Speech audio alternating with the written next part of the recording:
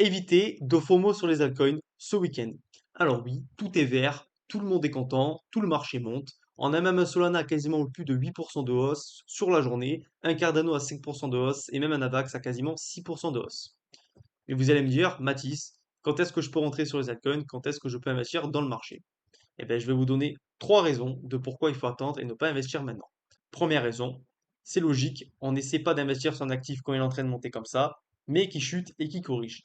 Pourquoi? Puisqu'on n'essaie pas d'acheter au prix le plus haut, mais au prix le plus bas pour avoir le meilleur rendement possible. Deuxième raison, on va regarder la charte du CME Gap pour le Bitcoin. Qu'est-ce que c'est que cette charte, ce graphique? Ça nous montre les fluctuations du prix du Bitcoin comme il fait d'habitude tous les jours, mais en dehors des week-ends. Puisque les week-ends, nous avons les banques, les bourses et les marchés traditionnels qui sont fermés. Donc, quand le prix du Bitcoin bouge comme ça, ce mouvement est considéré souvent comme douteux. On peut avoir deux types de gaps, un gap up ou un gap down durant le week-end. Ici, j'ai montré des gap down. La semaine, par exemple, du 18 février, nous avons eu un gap down, donc le prix a chuté, pour au final, petit à petit, revenir combler ce gap et repartir dans la direction souhaitée qui était baissière. Là, en jaune également, nous avons un gap down, donc le prix chute, remonte pour combler ce gap, pour au final repartir dans la direction souhaitée. Et là, encore une fois, le week-end dernier, nous avons eu un gap down.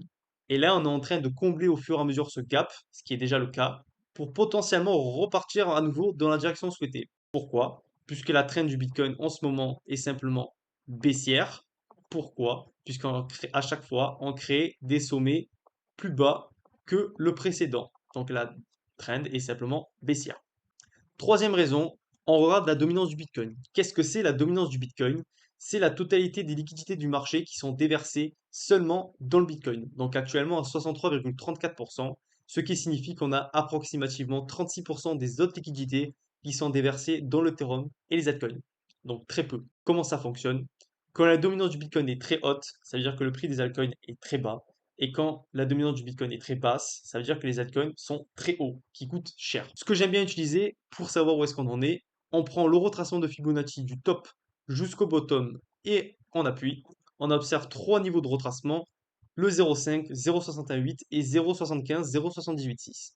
On observe ici en weekly que on avait le 0,68 en résistance, on est tombé, on est revenu pour le considérer à nouveau ici comme support. On a ici également une trend qui est bullish, puisqu'à chaque fois qu'on vient taper cette trend, on remonte de plus en plus haut. Qu'est-ce qu'on a du coup comme prochaine résistance? Le retracement Fibonacci 0,75 et 0,786. Donc pour moi, la dominance du Bitcoin va continuer à monter dans les 65%. Et à ce moment-là, il faudra vraiment se pencher sur des achats. Mais pour se pencher sur des achats, il faudrait que la trend change. Donc qu'on monte, mais qu'on descende à nouveau et qu'on crée un sommet plus bas. Donc qu'on n'arrive pas à casser ce sommet précédent, mais qu'on chute de cette manière-là et qu'on casse également cette trend pour se pencher sur de l'investissement dans les altcoins. Mais attention,